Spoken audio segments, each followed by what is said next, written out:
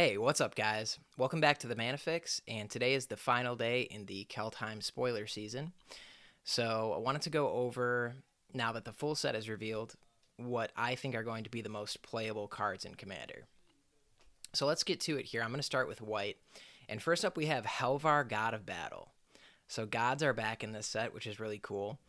I'm really partial to gods. I'm a big collector of that. But anyways, so this is 4 CMC legendary creature. He's a god. He's a 4/4. Creatures you control that are enchanted or equipped have double strike. And then at the beginning of each combat, you may attach target aura or equipment attached to a creature you control to target creature you control. So just switch it from one creature to another. That part's not that great. What we really like here is the double strike. That's going to get us...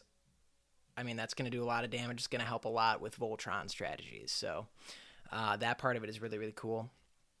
And then there's the flip side, Sword of the Realms. So you can either cast it as the god for 4 mana or the equipment card for 2 mana. Then it says equipped creature gets +2/+0 and has vigilance. And whenever equipped creature dies, return it to its owner's hand. And then it costs 2 to equip. That side of it is... okay. +2/+0 in vigilance, adds to its power a little bit. But it also saves it from a removal spell, so if it were to die, it comes back to your hand. That's pretty decent. I think what we really care about here is the fact that Halvar gives equipped creatures we control double strike. That's going to be really good in the 99 of an equipment deck, or, if you want to play Halvar as the commander, as a Voltron deck. I think he's going to be pretty good for that strategy. Moving on, let's talk about Doomscar here. So this one's been talked about a lot, and I think this card is really good. Not that I know much about limited formats, but I think this card is really good in standard and potentially even modern. It ends up being a 3-mana Wrath, potentially. I'm not sure how much better it's going to be in Commander than, say, a Wrath of God. Or I don't even think it's going to be better than Wrath of God. I think I would rather just pay 4 to destroy all creatures than have to, pay 2 to put it face down and then pay 3 later. I don't think that's really worth the 1 mana reduction in converted mana cost. It's 2 here because the card actually costs 5, but I think I would just rather play Wrath of God. I don't know, maybe if you're using multiple, if you have multiple board wipes in your deck, then maybe you're going to want to run this. Something to consider. I could be totally wrong. It might be bonkers. I have no idea, but I don't know. I think it's pretty good. I'm not sure that it's better than Wrath of God, but it's up there as a decent board wipe. Next up is Glorious Protector, and this card gets better and better the more I look at it. So this is a 4-mana Angel Cleric for it's a 3/4 with flash and flying. When it enters the battlefield, you may exile any number of non-angel creatures you control until it leaves the battlefield. And then it also has Foretell for 1 white and 2 other. So you can, pay 2, and then on a later turn, pay that 3, that Foretell cost, to get this into play. And so the first thing I thought about when I looked at this, it reminded me of, it's sort of like an alternative for Revlark, right? If you have Karmic Guide on the battlefield, you can cast this, exile Karmic Guide, and then if you have a sack outlet and let's say like a Blood Artist or something on the battlefield, you can sacrifice your Glorious Protector to your sack outlet. That's going to trigger the Blood Artist and deal 1 damage, and then your Karmic Guide is going to come back to the battlefield. When it enters, it's going to bring back Glorious Protector. You're going to exile the Karmic Guide again, rinse, repeat, and you're going to be able to kill all your opponents that way. In some cases, it's better than Revlark because it costs less and it can be cast at instant speed. And it has that Foretell, so the potential reduction in the converted mana cost. However, it doesn't get cards back from your graveyard, and so that's where Revlark is going to beat this card out. So it might be a consideration for those combo type decks that like Karmic Guide, Again, though, it doesn't deal, or it doesn't really work very well, or as well, I should say, with the graveyard as Revlark might. Now, what's actually really, really good about this card, though, is board wipe protection. So let's say you have an army full of, well, not tokens, but you've got a good board state going. You got a bunch of creatures out. Somebody casts a Wrath of God. You can flash this in. It's going to exile all your creatures, and then your Glorious Protector is going to die, and you're going to get all your stuff back. And if any of those things had entered the battlefield effects, you're going to get those too. So this is really, really good board wipe protection. And if you're running a lot of creatures, this is definitely something to consider. All right, so next up, and actually we're going to blue here. So we have Reflections of Lit Jarrah. So this is a 5-mana enchantment. When it enters the battlefield, you choose a creature type. Whenever you cast a spell of the chosen type, copy that spell. So this is going to be good in like Merfolk decks, maybe Sphinx decks if you're running those. I'm trying to think of other blue tribal creature types, maybe like Krakens or other sea creatures. Yeah, this is going to be pretty darn good in those decks because every single creature spell pretty much that you cast is going to just double itself, and that's really neat. The next card here, I think this card is actually even cooler though. It's Mystic Reflection. So this is a 2 CMC instant. It also has Foretell for 1 blue.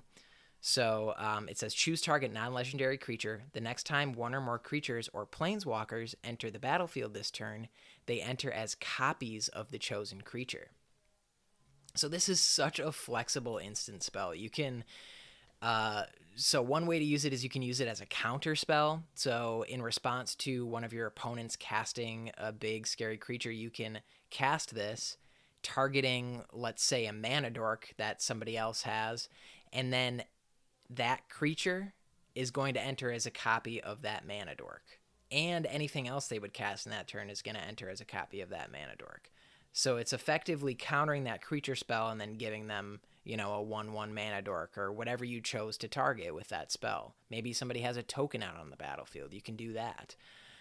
The other cool thing, though, if you flip it and you use it along with the strategy that you're using, let's say you have a token deck, and you're going to create a bunch of tokens in this turn. What you can do is you can copy one of your opponents, say like a Rampaging Baloths or something like that, some stupid non-legendary creature that they have that just has insane value. You can target that, and then all of your tokens that you create on this turn are going to enter as a copy of that creature. That's going to give you insane value. If you can get that to work, it's going to be really good. So there's probably more ways I'm not thinking of that you can use this. This card is going to be really, really good. All right, so let's move to black here. And the next card we have is Haunting Voyage. This is another card. You're going to see a lot of cards in this set that are kind of tribal based. They care about creature types. So this one is a sorcery for 2 black, 4 other. Choose a creature type. Return up to 2 creature cards of that type from your graveyard to the battlefield. If this spell was foretold, return all creature cards of that type from your graveyard to the battlefield instead. And sorry, it's all. That's the distinction there, is all of those creatures of that creature type. So the foretell cost is a little bit more expensive, but instead of just getting 2, you're getting all of them. That's pretty crazy, especially if you're running a tribal deck that utilizes your graveyard, or it's kind of an aggro strategy where you're going to have a lot of creatures in your graveyard. Like, for example, I run Edgar Markov, which is a vampire tribal deck, and it's also an aristocrats themed deck, so I'm sacrificing my own creatures a lot. I'm swinging into other people and making them block my creatures. So casting this late in the game is going to give me tons of value, and that's just, I don't know, really, really fun play to imagine, and hopefully it'll come to fruition at some point. Next up here is Burning Rune Demon. So this card's really good. So this is a 2 black, 4 other. It's a 6/6 with flying. So already we got great value there. And then when it enters the battlefield, you may search your library for exactly 2 cards not named Burning Rune Demon that have different names. Sorry, that kind of tripped me up there for a second. Basically, 2 cards in Commander, that part's not going to matter. You just search for 2 cards. And then if you do reveal those cards, an opponent chooses one of them, put the chosen card into your hand and the other into your graveyard, then shuffle your library. So, especially in black, you're going to have ways to get that other card back from your graveyard. I mean, you better if you're running this. So, you're basically searching for 2 cards, and it's almost a strictly better Rune-Scarred Demon. Rune-Scarred Demon searches for 1 card when it enters the battlefield, and I'm pretty sure it's still just a 6/6 with flying for 7 mana. This card is better than that. So if you're running Rune-Scarred Demon, either run this instead of or in addition to Rune-Scarred Demon. Kaalia comes to mind. Obviously, throwing this thing out with Kaalia it's gonna be good. So yeah, this card is nuts. I love it. Next up here, continuing with black, is Valki, God of Lies. So it's another god card. It costs 2 mana, and when it enters the battlefield, each opponent reveals their hand. For each opponent, exile a creature card they revealed this way until Valki leaves the battlefield. And then he has pay X, choose your creature card exiled with Valki with converted mana cost X. Valki becomes a copy of that card. So this is, it's when it enters the battlefield, it makes your opponents get rid of a card from their hand. So you're getting rid of hopefully 3 total cards from your opponent's hand, 1 from each, right? If you have 3 opponents. And then obviously making it a copy of one of those creature cards, if they're running some beefy creatures, that's gonna be pretty spicy. The flip side of this, though, and we can cast it as either side. We can either cast it as the God or the Planeswalker, Tibalt, Cosmic Imposter. So this costs 7. That's a pretty hefty cost, but probably going to be worth it here. So it says, as Tibalt enters the battlefield, you get an emblem with, you may play cards exiled with Tibalt, Cosmic Imposter, and you may pay mana as though it was mana of any type to cast those spells.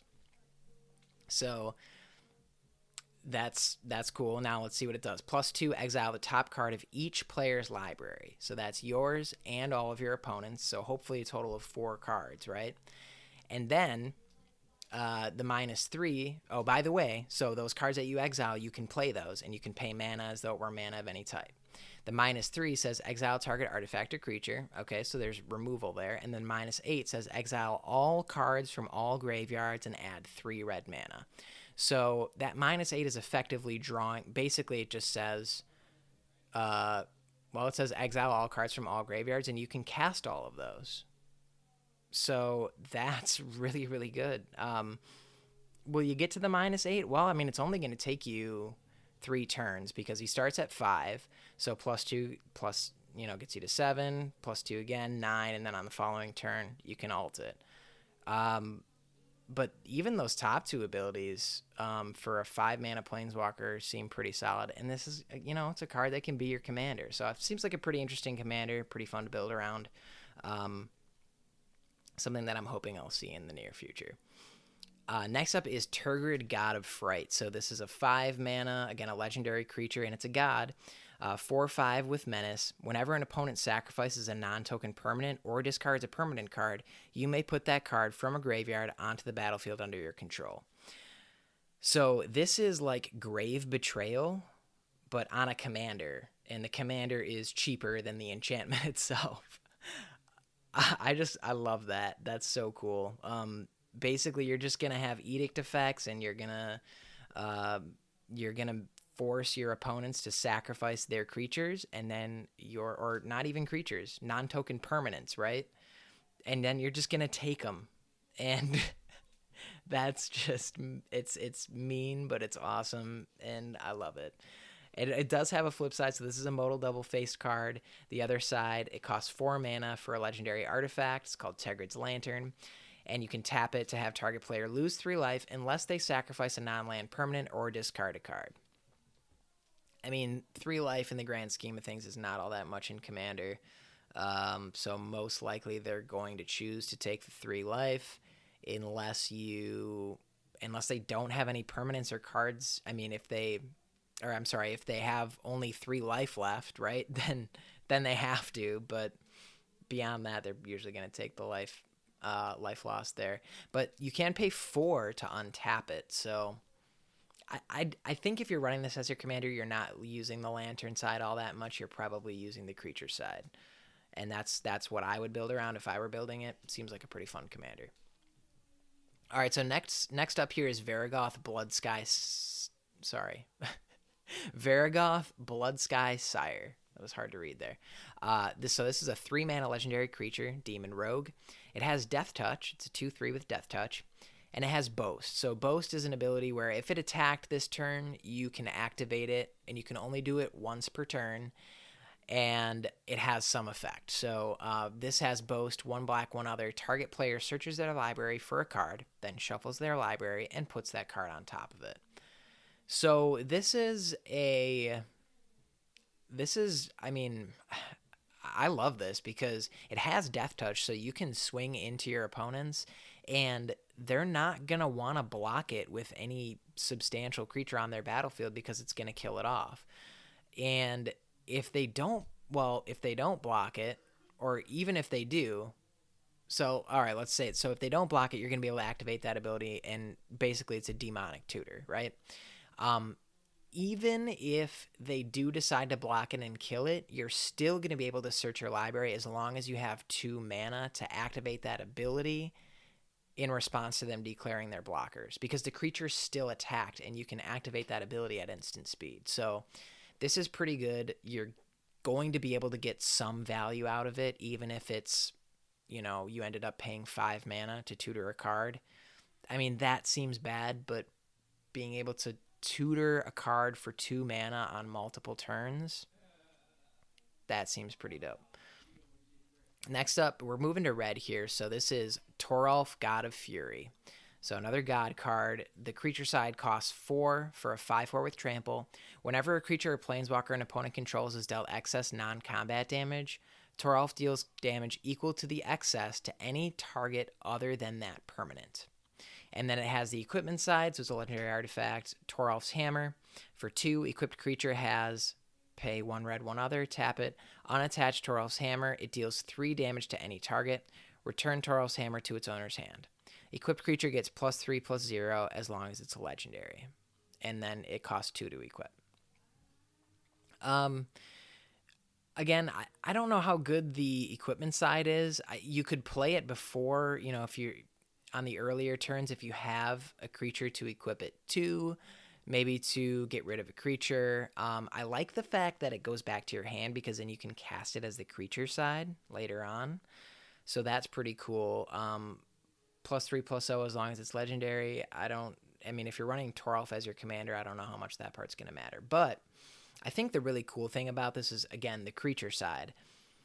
Whenever a creature or planeswalker is dealt excess non-combat damage, you deal that much damage to any target other than that permanent. Let's say you cast a Blasphemous Act with this out on the battlefield. That gives everything... it deals 13 damage to everything. So every single creature that's dealt excess damage with that spell, you could just direct that damage to the player. I mean, if you have Torrolf out with a Blasphemous Act, you're going to kill everyone. I mean, you are. I mean, unless somebody has insane life gain, you're just going to kill everyone. So that's the reason why I put it in here, is because it's basically a 2-card combo. It's not a combo. It's just a stupid interaction that seems really, really strong. And I'm sure there are other things out there I haven't thought of, but that's the big one that, but really anything that deals damage to all creatures. It's going to deal some damage. All right. So next up is Burgie, I don't know, God of Storytelling. So this costs 3.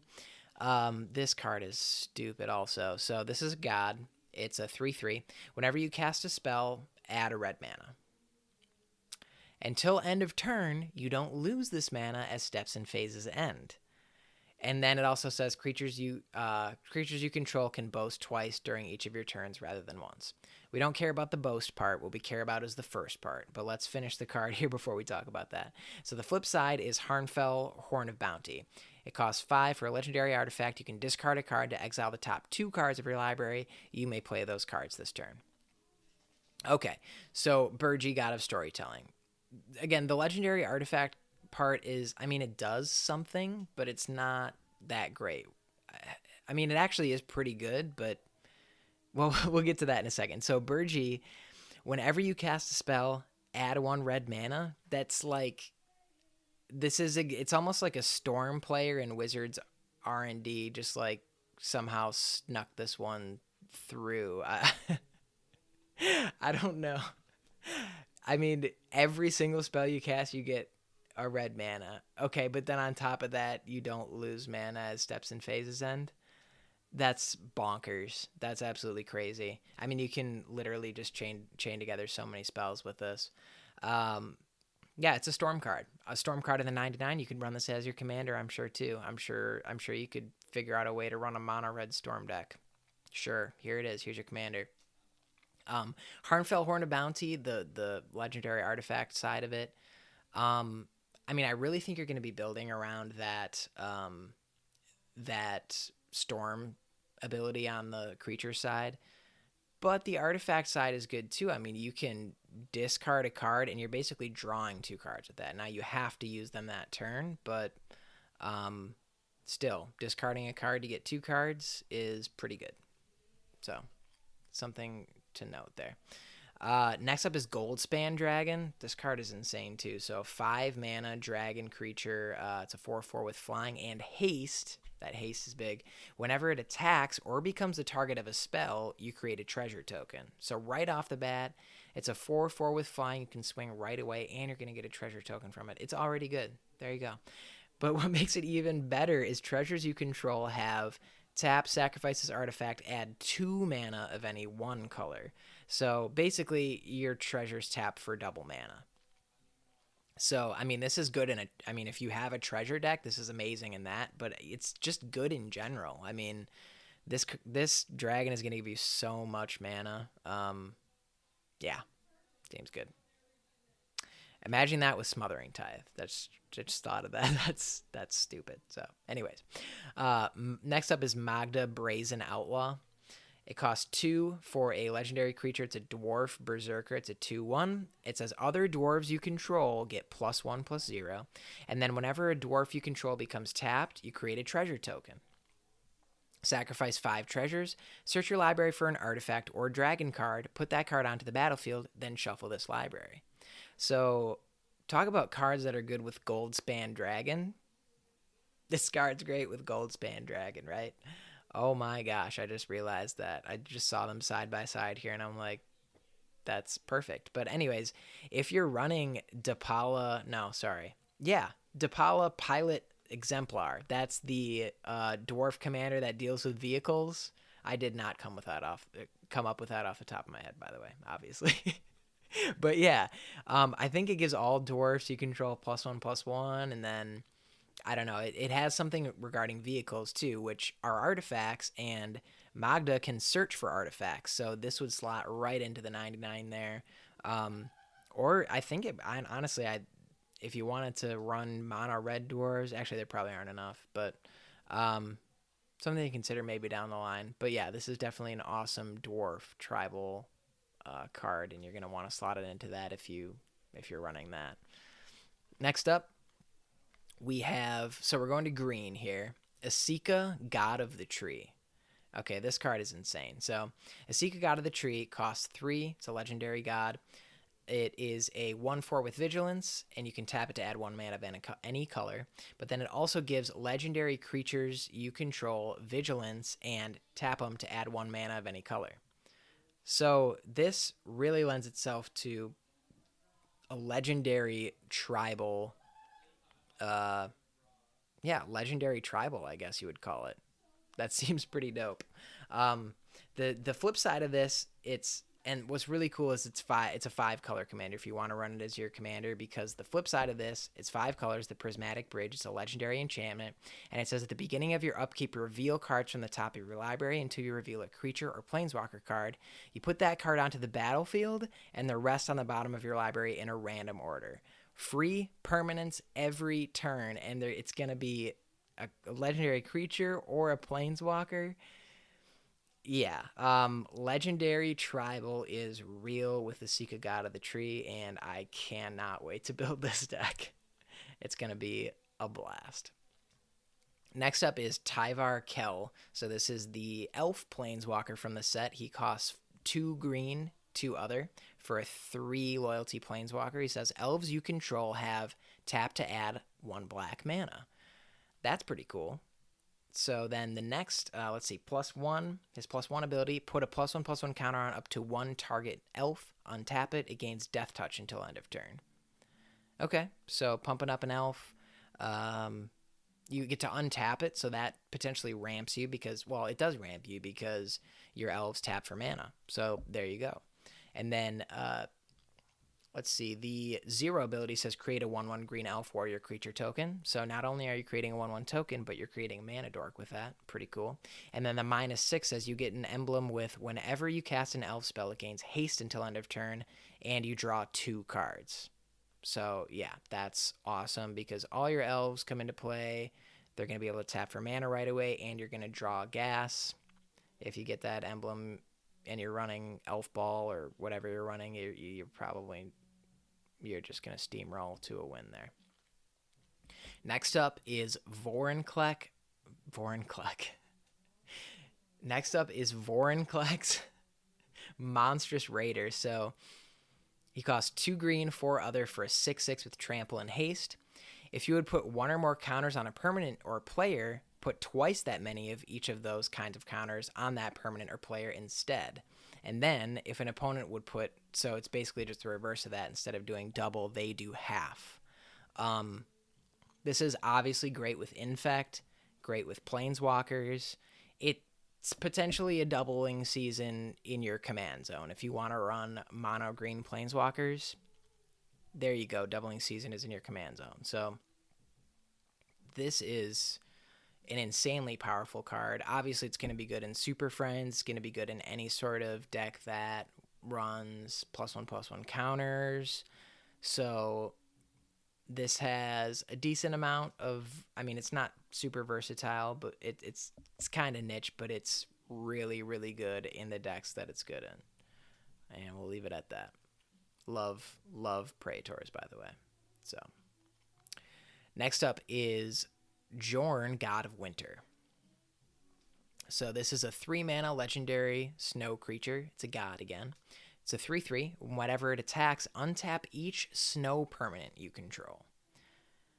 So yeah, when this attacks, if we're running all snow lands, we're just gonna untap all of our lands. Seems pretty good, right? The next part of this is Kaldheim the Rime Staff. So that's the flip side. It's the legendary snow artifact. We can cast it for 1 blue, 1 black, and 1 other. Tap it. You may play target snow permanent card from your graveyard this turn. If you do, it enters the battlefield tapped. Okay.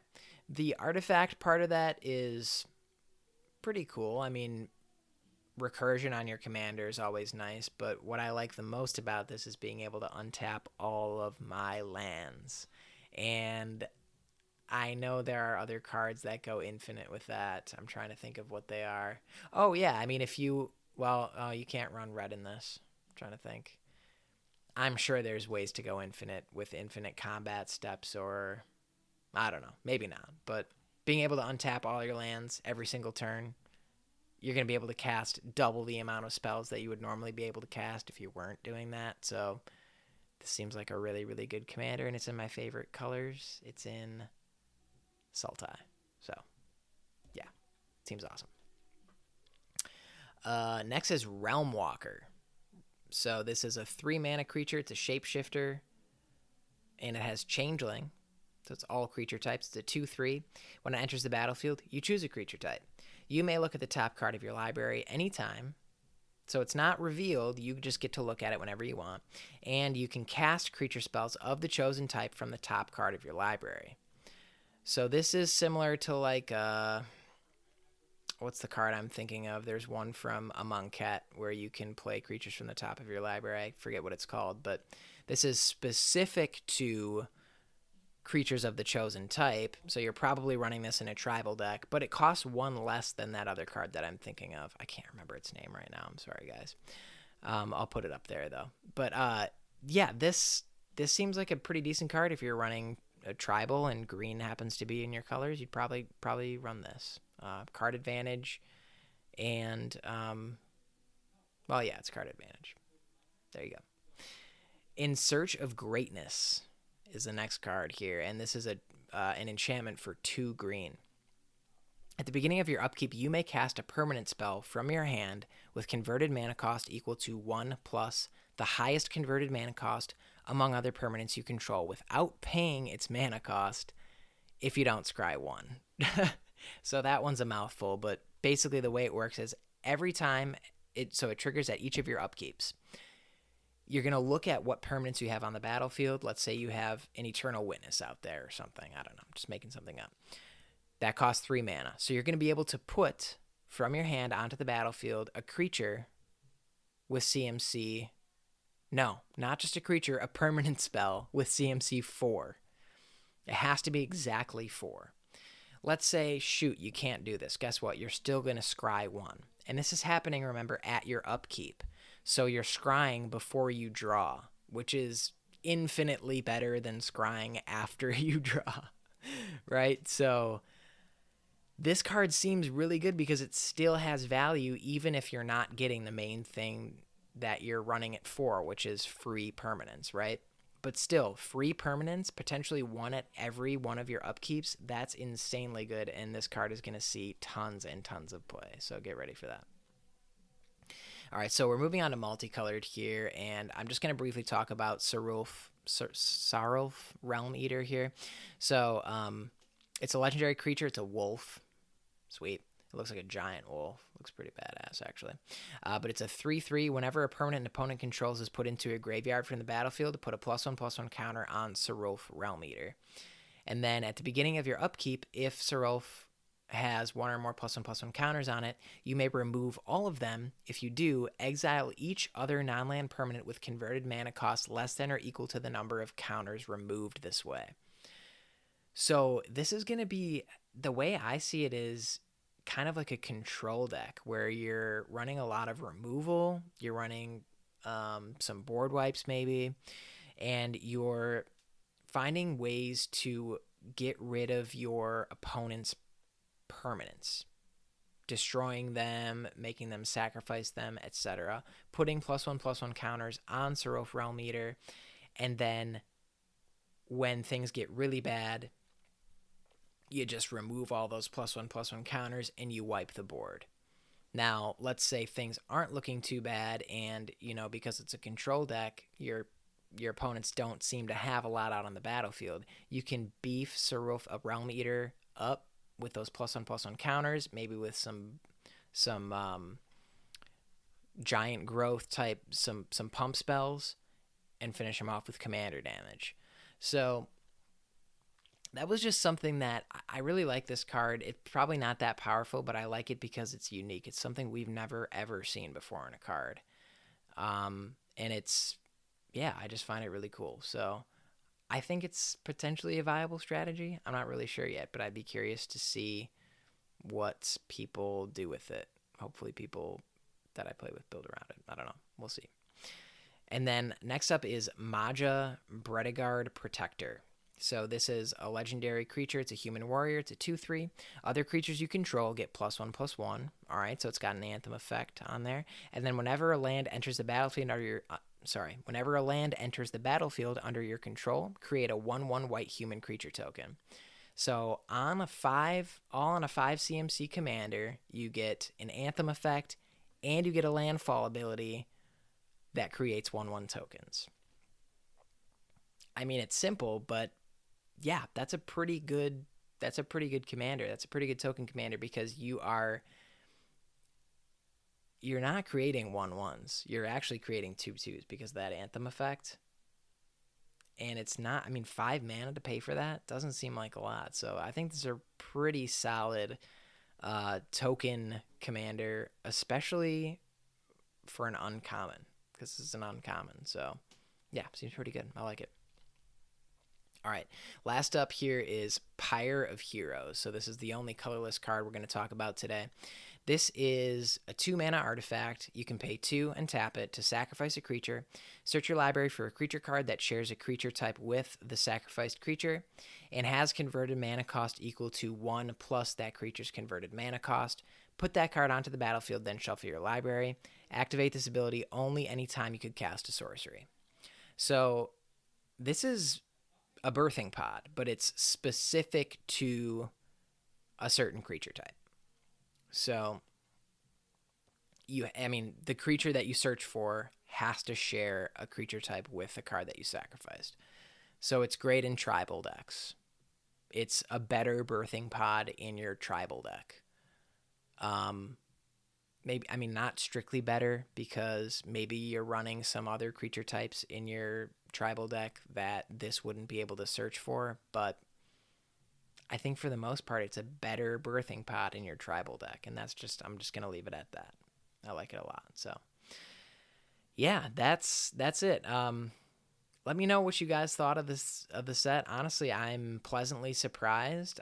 There was more to talk about in this set, I thought, than what I had originally anticipated. So I like it a lot. But let me know what your favorite cards are from this set.